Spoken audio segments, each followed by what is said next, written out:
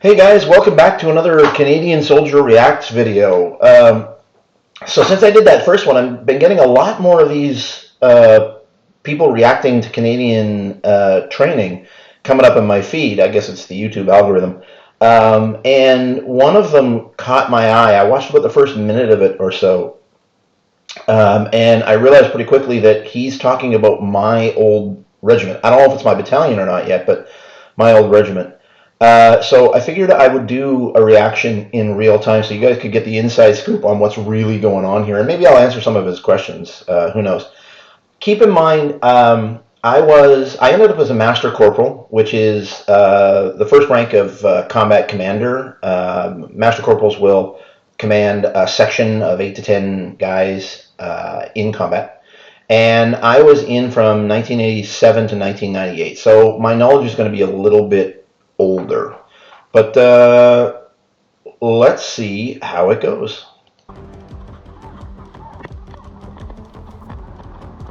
So, right off the bat, why is he carrying a roll of gun tape, yellow gun tape on his? That seems like it would attract uh, people. All right, y'all. Welcome back to Combat Arms channel.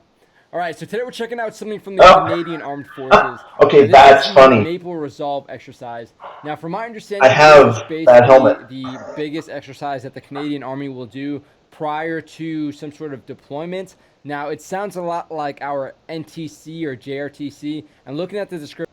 So, we did a lot of exercises. We were constantly on training. We would do deployment workups. Our battalion probably deployed every 2 years or even less. If we're doing a 6 month deploy to like a UN peacekeeping mission, we do a 6 month workup before that. But even when we weren't doing that, we were getting deployed for like a month or 2 months long exercises in Europe all the time. Um, we were deployed to Denmark, Norway for aid to civil power, Turkey. We spent over a month in Turkey working with both the Americans and the Turkish forces. Like we were we were either on deployment, on exercise, or off, pretty much. I imagine it's probably going to be closer to NTC because it seems like it's more mechanized than anything. In the Marine Corps, So mechanized, I think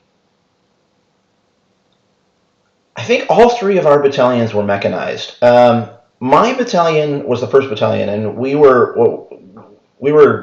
called SSF because we would deploy through many different configurations. We would play the role of light infantry or heavy infantry, which basically means mechanized infantry. We were deployable by ship, although I never did that. We would be deployed with helicopters. I did that all the time. So mechanized is nothing unusual for us. we also have the combined arms exercise, which is kind of like a month-long thing as well. But I've Yeah, done we did that that in too the with the tankers and the JRTC, RE and and yeah, they're fun. I gotta say they're fun, but they definitely feel like they take a month. So yeah, I'm kind of wondering how they this did is take a gonna be month some of that. or But more. yeah, should be cool. Of course, if you guys have any personal. Oh, hey, I'm looking at his board in the back there. He's got PPCLI. I see cherry jump wings up there. Uh, it looks like that might be a UN patch. There's 10th Mountain Division. We used to train with 10th Mountain Division. 1R Sierra, we used to train with 10th Mountain Division all the time. Yeah, he's got a bunch of Canadian stuff up there, although I don't see anything RCR. Input for this exercise, put it down below. But let's check it out. Yeah, Yeah, that's that's a true. good point. This is probably going to have most of the like exciting stuff, but of course, you can imagine it being a month long. There's a lot of stuff that happens that's not as fun, especially the stuff that happens before and after the actual exercise. Yeah, so there's a saying that used to go around, something like being in the infantry, you're 90%, was it 90% boredom and 10% sheer panic? Something like that. So that saying that's on the screen right there, Pro Patria, that means for country, and that is the motto or the saying for the Royal Canadian Regiment. We wear a beaver collar dog, and a beaver symbolizes work, and they always say that means work for country. Although the actual the working motto that everyone used in the RCR was never pass a fault. But that was like an unofficial model. Guys. But Mechanized should be pretty cool. Wainwright. Different from what I have done. So Wainwright is basically a big ass open field. I never went to Wainwright. I was on the East Coast, Petawawa. Well, I mean, I deployed to Winnipeg for Aid to Civil Power during the floods, but other than that, the furthest west I ever was Petawawa. We used to train. Well, we had the training area in Petawawa. We had one in Meaford. We had one in Naperwash, and then we would go down to Gagetown all the time. I'm looking around at the people that I see here, and keep in mind, I've been out 25 years, so anybody that I would know would be a master warrant officer or chief warrant officer at this point, but nobody's looking familiar. Canada. I saw Wainwright. Is that in Alaska? Yeah, I mean, imagine not because this is no. Canadian forces, so. I mean, it looks Wainwright is Alberta. cold. So it looks like this was in April is when this was recorded. Ooh, steam line. Damn, that food looks good. Yeah. What the heck? And that's out in the field? Okay. Yeah, it's called a field kitchen. We didn't get those too often, but when we did, it was a treat. So these look like the LAV vehicles. All of these were sitting on a Piranha chassis. We had just gotten these when I got in. Before that, we were using what's called the Grizzlies. A similar type of chassis, a six-wheeled vehicle. This might be 6 or 8, I can't remember. They were good in some situations, but if you get situations like you see right there with a lot of mud, these things can bog down really easily. I mean, that's one less thing to complain about, I guess. Less rations and stuff. Oh, no. When we were out on the field, we had IMPs, which are equivalent to the American MREs. IMPs, individual meal pack. They were Freddy Chef, boil in a bag things. I got some stories about that too. All right.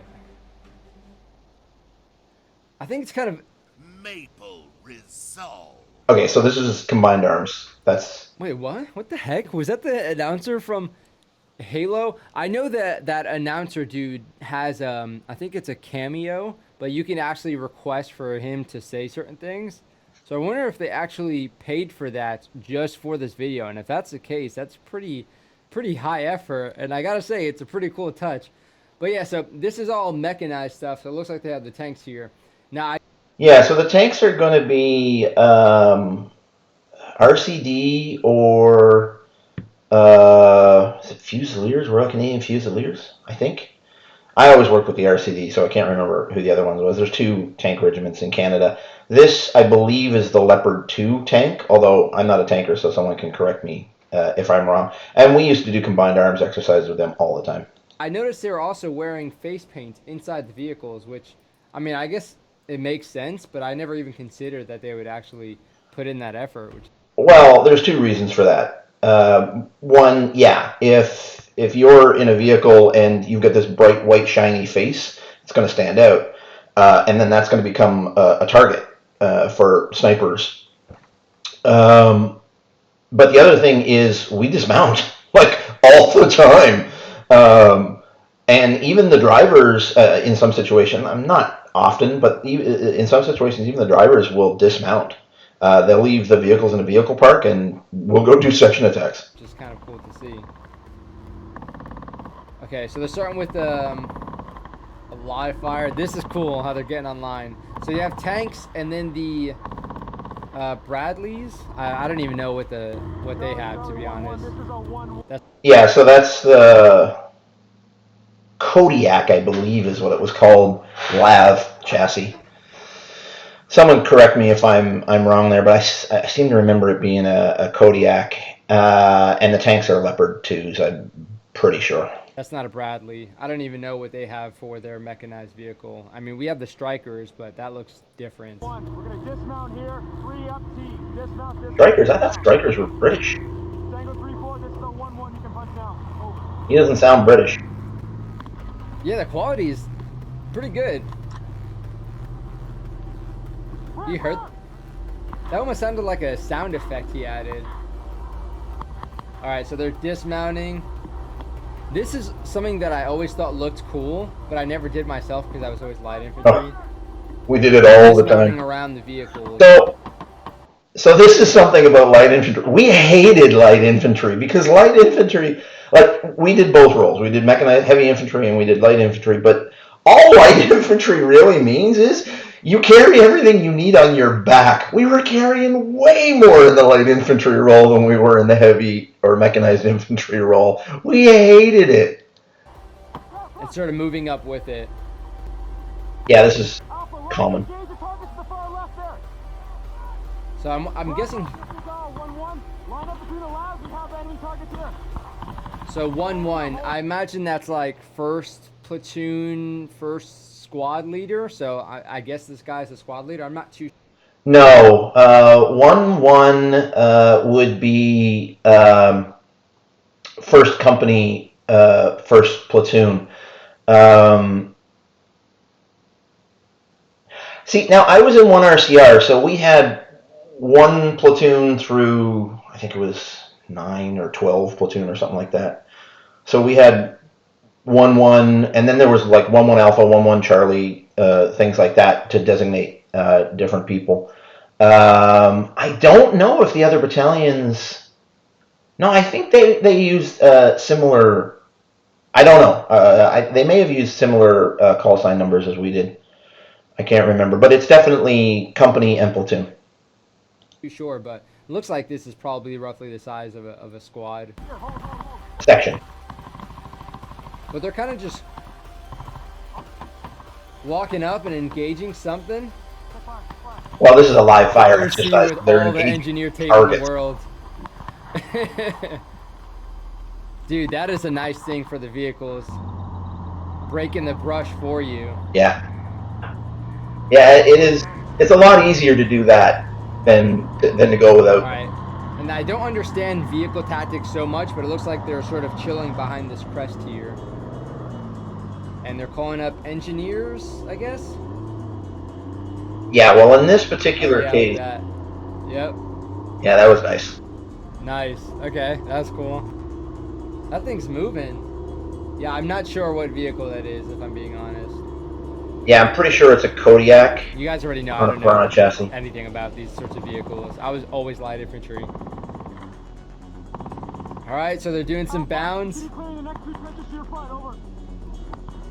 Okay, so they're assaulting some trenches, it looks like. This is something that we really trained a lot in the Marine Corps and even in the Army. But again, I never did it with vehicles, so having that as cover is pretty nice because one, it's its own support by fire, so the support by fire is kind of moving with you, so you don't have to have as much suppression as the actual dismount. And at the same time, it's nice to have that cover that's sort of moving up with you. But you can see they're probably not going to be getting in the prone too much. Their view would probably get obscured just by all of this brush here. So that's why I think we're seeing so much of them standing and sort of taking a knee, because the terrain kind of goes up and down. And this is something a lot of privates will do, is they'll get in the prone just because that's what they're used to doing. And they can't see anything, but they'll just shoot anyway, which is kind of funny. You kind of have to break out of that robot mindset.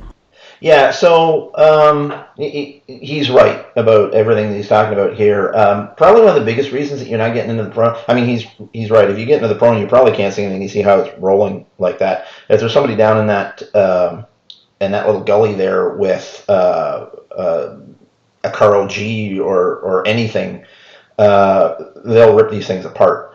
So it's your job to get that person. But the other thing is, these things are moving pretty fast. If you go prone and then try to get back up and follow these things, like, you'll get left behind.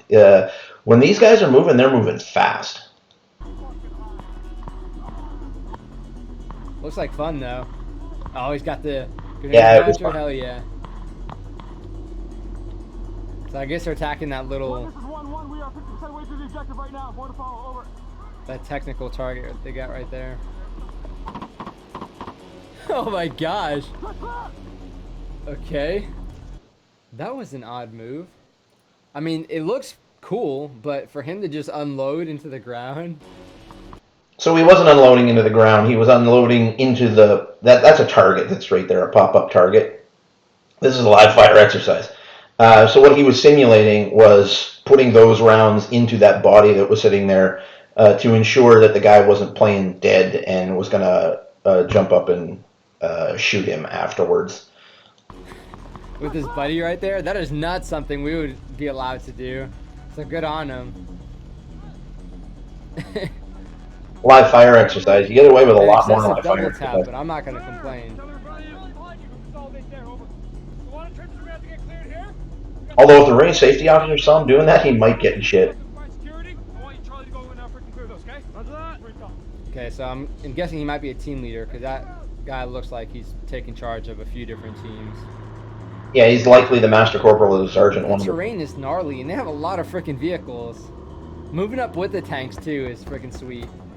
That's a company level exercise by the look of it, so it's actually not that big. It's always cool when you can get that night vision footage. It's probably the I smallest never got so much myself, but we would actually yeah, I do. imagine he's just holding his GoPro up to the night vision or something. Nice. Damn, what is that, like a 30 millimeter or something? Yeah, it is. That main weapon, I'm pretty sure, is a 30 millimeter. And they got multiple different rounds for it.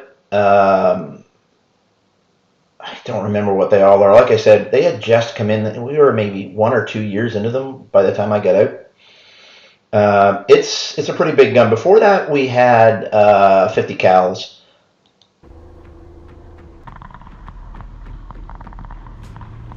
I'm wondering how long they're moving for. It looks like, I mean, this is like a day and night thing. Is this a multiple day assault through Yes, it is. That happens. That's not uncommon. this massive field or something? No, what's likely happening here is they've assaulted the same ground multiple times because this has to be a live fire range, right? Range safety officers, like, safety is paramount importance on this. So this might even be multiple different companies going through the same scenario. I've done that more times than I can count. Damn, it looks like they're walking for days too. Oh yeah, you Like, it's are. a lot of terrain to cover. That was a C6, Okay. I think, This looks which is a exercise that I did. I hate YouTube ads. I don't even remember what the question was he asked. I was in the middle of answering it. Oh well. In, I think it was Romania or Bulgaria. It might have been Bulgaria, but I'll put up a clip here. Got it. Hey, we're shit the last time. Let's go. Yeah, kind of similar. The Miles gear. Looks like Miles But gear. yeah, that's something we did a lot in the Marine Corps, was just have these massive open fields and just bound across it. Like sometimes it would be like up to like 2 kilometers long. And Oh, God. it's a break off, especially just being light infantry and you're just bounding for 2 kilometers with all the kit on and actually still trying to have effective fire. But especially when you're like the team leader and the squad leader and you're just having to yell. Yeah, so in Canada, it's actually called the Section Commander and Section 2IC, second in command. The Section Commander is responsible for 8 to 10 guys, and the 2IC will take, when they're detached, the 2IC will take 4 or 5 of those guys, and they'll split into two teams. Or what will often happen is when you're, especially in the light infantry role, when you're doing fire and movement, the section commander will go either in the center or on one end, and then the 2IC will go either in the center or the other end, and then they'll control from both sides moving up. Because we didn't really have the nice electronic cure protection or really a lot of radios. So you're just yelling at your teams or you're yelling to the other dudes. And it just, yeah, it destroys your head and it destroys your voice and it destroys your hearing because, yeah, you can't really hear too much when you have It's your tough. hearing protection in. It definitely all takes weapons going training. off anyway. Canada actually had special earplugs made. They were kind of hard plastic, but they had a little metal, just a tiny piece of sheet metal with a little hole in it. And those were supposed to stop hearing loss, but still allow you to hear. They did not work well.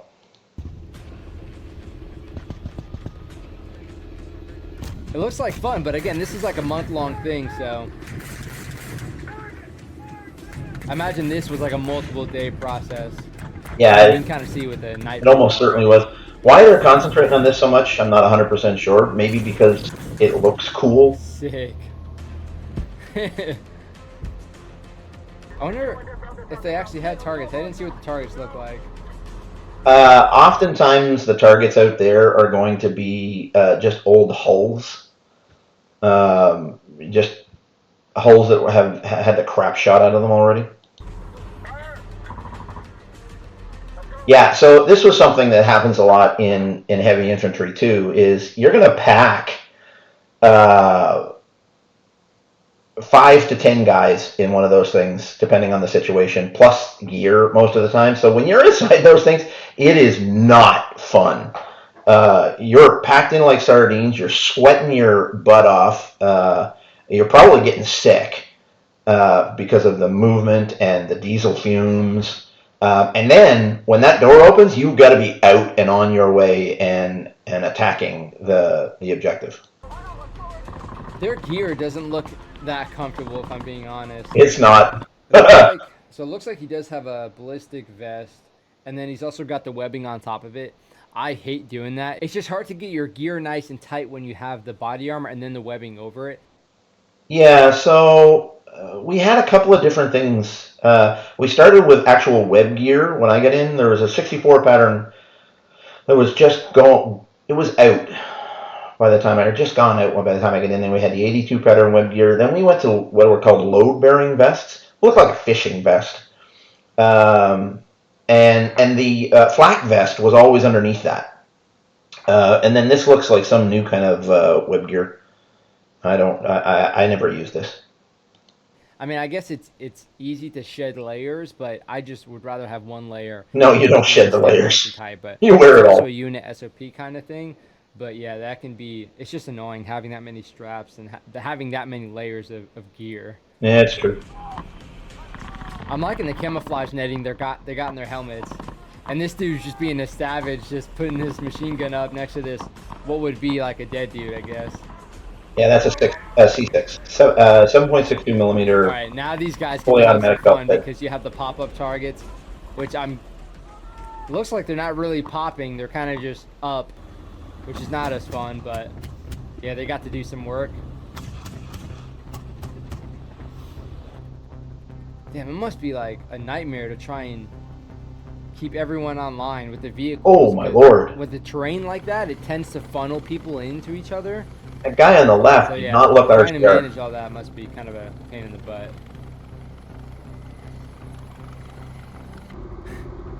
Okay, nice little resupply there. That's pretty cool. I think that's what that was. Yeah, that's a resupply. That stuff happens. You got to train for all. The mud. Where your boots literally just have like a layer of mud on the bottom. Yeah, one of the things I noticed was that looks miserable, but that's one of the things I noticed was they're all wearing desert boots for some reason. I would have thought combat boots would be what they need to wear in this kind of weather because he's right. There's a lot of mud. Desert boots are not waterproof. That's actually like super comfortable. You kind of forget you're just laying in like the open nature, just on the mud and dirt and stuff. Come left. BMP moving in the open, right to left. And those gloves have seen better days. In there, you'll see it. Sam, a battle BMP on. And then it looks like this is right before nighttime, or I guess early in the morning. Could be either one. That's usually what'll happen. Try and keep you on your toes, yeah. Have like an assault or something right in the morning. That looked like the command. It looks like fun, but it looks vehicle. like a lot of work. I'm not sure how much like rest time they had in between all of these movements. Not much. But with these month-long exercises, nice. You can kind of That's fair. expect to not have a whole lot of comfort or amenities. Yep, that's true. Oh snap! They're attacking. Okay. See the yellow thing on the front? That's called the BFA, blank firing attachment. And again, it looks like that might be Miles' gear on the side to score their hits. So this is not live fire anymore. Okay, so yeah, now we're seeing. I'm guessing this is the this is a force on force. Okay, nice. So I'm seeing the blank firing adapters. I'm seeing the blanks, and now they're making this urban. Yeah. Yeah, the vehicles are. They call that a number of different things. Fighting in built-up areas, fibula. I don't know. There's like 5 or 6 different acronyms that they use for that. Nice to be able to push up to the building at least.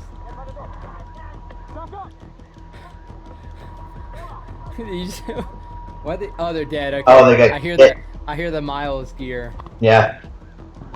So the Miles I was gear, wondering if you too. guys don't know, and I'm not sure if I've really explained it in another video, but basically you can see this is a sensor. So whenever you fire the blank, it'll shoot a laser through this sensor, and then they're basically wearing like a halo of sensors on their helmet or what have you, or their hat.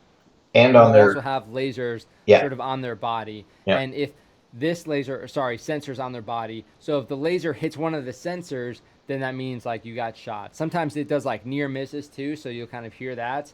And yeah, when you get shot, then you hear like the long sustained ringing. So if you hear that, that means that some dudes got schwacked or something. And I gotta say, it's kind of annoying when it goes off, like you're the guy that gets killed, because you just have to hear that long ringing for like until somebody comes and like revives you or just stops it. It can or get stops it pretty with the freaking gun, yeah. The other thing that will happen with the Miles gear is as soon as you're deemed dead and that's going off, it will actually stop you being able to shoot. I mean, you can still fire blanks, but your laser doesn't shoot anymore. And stressful for everybody else who's still alive, hearing all this. Oh wow, look at all the dead bodies out there. Ringing around you. Holy Yeah, crap, they look got at that. Moving up. I'm wondering why they didn't just push the vehicle up a little bit further so they could just move to the vehicle. Or I'm going to guess that was outside of the exercise. They probably weren't allowed to for some weird reason. to the buildings. To Valhalla, what? Nice. Look at this guy just walking around in the combat area. Oh, dude. Oh, they got it good. That's Oh, a it's massacre. real good. This dude's gonna get messed up. There's no way. I wonder who's hitting him. Is he This just the- moving by himself? This is the importance. This dude's having a hard time. It looks like they're all having a hard time. And the crappy thing with this is because your weapon will be assigned to your sensors, so you can't just like pick up somebody else's weapon or what have you. You can pick up their ammo if you want, but like this dude, if he has a C7 or what have you, he can't pick up somebody's 249. This is the importance Actually of. register. All right, so he's got a buddy. That's good. I don't know what's going on here. Where's the leadership? Everybody's just chilling. So these are very possibly all guys from the same unit. So they're friends, very possible. I mean, sometimes yes, sometimes no, but they likely know each other. But to be honest, I don't understand what's going on here. Are the guys inside already dead? There's a problem with 7. We're at 6, not 7. You told 2-9? Yes. Hey, I like his assertiveness. You need that when all the leadership starts getting schwacked and stuff. Well, so that's something important about the RCR. They always train people to do the next job up. So my corporal was trained to take over my job if I died. And it's the same. I was trained up the chain also. So anyone can take over and do the job if they need to. But that's not something you want. A bunch of dudes shooting out of the same window. No. No, everything's already gone to You shit. need to get like layers. You need to have some sustained fire. Yeah. And did they just move when the gun was down? That's a good, Oh, that's good a catch. scary area to be in. Yep. You House run- clearing is not you go fun. Black on ammo real quick. Like run out of ammo super quick. Dead. He's down. That's At come to least the dude me. with the GoPro is still in the fight. I'm one platoon this going. Let's try to get him back. Yeah, So jeez. at this point, when you have like all these different layers, I mean, it's terrifying. Sometimes there's Yep. just not a lot you can do, but with things like this, it's nice to have like maybe a couple people back here or somebody else here, so you can have one sort of group of people or just one dude sort of holding low, some dudes holding high, and then of course when you have like a big sort of sector, then you need to sort of like break it into pieces. So at this point, they're kind of just exposing themselves to a lot of different danger areas, and that is how it is sometimes, especially Yeah. when everybody just starts getting knocked down. The best thing you can do at this point is get inside of a building, establish a foothold, and sort of take it from there. Of course, they Slow have it the down. objective to clear the entire village. If you start running too low on people, sometimes it's going to end up turning into suicide. Yeah, he's not wrong. So getting into a building at least provides you with cover. Because right now, yeah, they can get maneuvered upon, and it's not going to be fun. Yeah. Oh, we didn't get to see the end of that. I wonder if they survived. I don't think so. That was a bloodbath. All right, there you go. There's the rain. Oh, that'll happen. Oh, that looks awesome. What is this, like towards the end of the exercise? No, they're still doing a force on force. Yeah, so I'm not recognizing any of these In the guys. middle of this courtyard, just making a fire. Oh, this is enemy force. Alright, so they got some role players as villagers.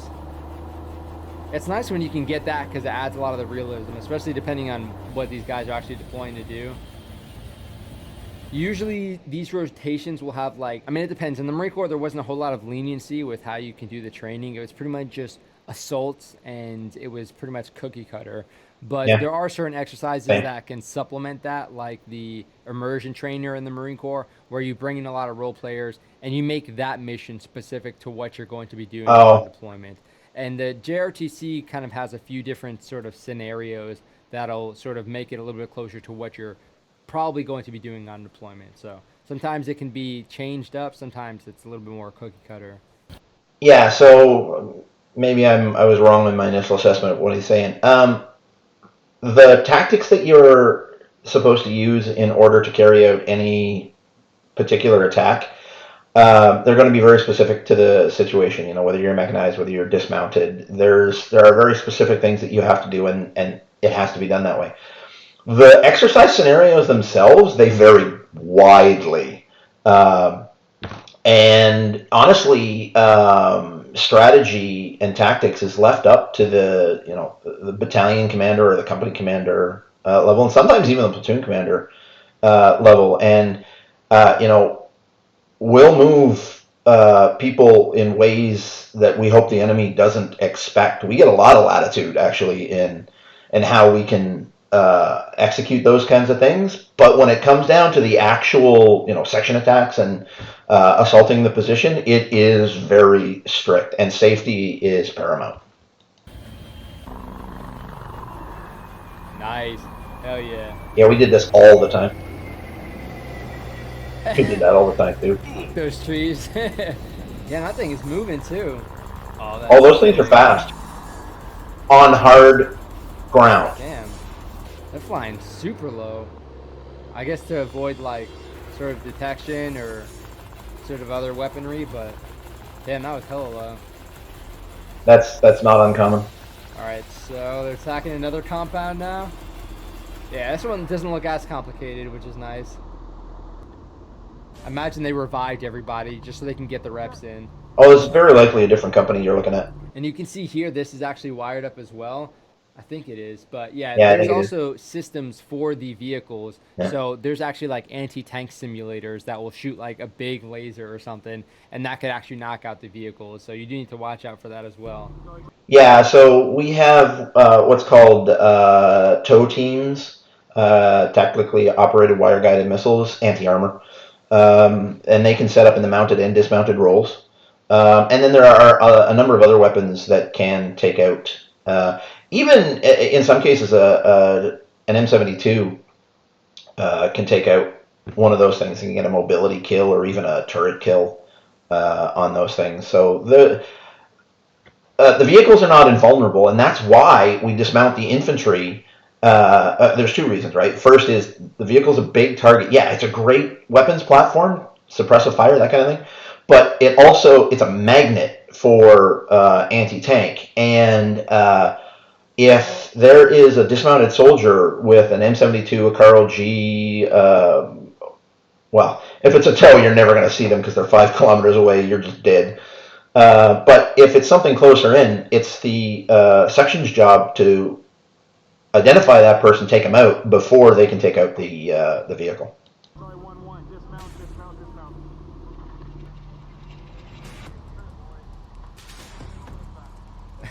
What's going on with those guys? Yeah, so I'm not recognizing any of these guys. So either this is not one RCR or I'm just too old now. Obscuration. What is going on there? What's going on? They're moving all over the place. Yeah. This looks like so much fun, though. Yeah, this was the fun part. It really, like, it's a lot of effort to do these big exercises, but it's, like, of course, some of the best training that you'll get. So I don't know what's going on here. This almost looks like a... Guys. This almost looks like a staging area. Oh, my gosh. Pro Patria. Oh, my gosh. The voice again. Unless he knows a guy that just does a good imitation. Okay, so now we're seeing sort of the end of the exercise. Yeah, it's definitely RCR. Where... Yeah. This is where all the drinking happens, sort of like a Warriors Nights kind of thing that you'll do at the end. We don't call it Warriors As you're Nights. waiting for like transportation out of there, you'll start doing like sports and whatnot, or Yeah. what have you. So, okay, and then he's doing a little after action review. Yeah, that was some pretty solid. Okay, hold on. I want to talk about the earring. Oh my God, my sergeant major would have ripped that out of his... I don't know, maybe it's allowed now, but yeah, not for me, sorry. Okay, and then he's doing a little after action review. Yeah, that was some pretty solid footage, I gotta say. Yeah, these exercises, again, they're a lot of work, but they're a lot of fun, and it's nice to be able to get a rep, especially as the entire unit, because normally you'll do a lot of like training exercises, but it'll be like team level, squad level, platoon level, and then company level is what you'll usually work with. But getting like bigger elements, Yeah. like battalion or brigade or whatnot, getting big elements like that to come and train together doesn't Well, happen too much. That wasn't that was company level. It was just combined arms company. So that was a combat arms. It was a company and a I don't know what the tankers call it, but a company of tanks. It's not a company, but that was no bigger than company level, just from what I saw. Very likely, each company would have gone through separately. When we do battalion level exercise, it's way bigger than that. You got 3 infantry companies and then 3 tank companies. I can't even remember what the tanks are called now. That's going to spread out for a couple of kilometers. Like it's big. So that's why it's nice to all come together, especially when you get a lot of the support as far as like the rotary wing and the fixed wing and stuff. It's really nice to be able to actually... Yeah, we didn't get fixed wing all that often. We called that fast air.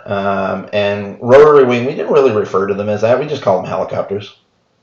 be implementing that like you would on deployment. So yeah, these exercises obviously are very necessary to be able to give everyone a little bit more of that experience working with like different companies and also working with those supporting elements like the sort of, you know, air and what have you. But again, if I got any of that wrong, let me know. But from what I can see, it's sort of the month-long exercise you do prior to deployment to sort of certify the entire unit. It's very similar to the Army's NTC or JRTC. Yeah, so I'll pause it here. No, I didn't really get much wrong, just some small clarifications.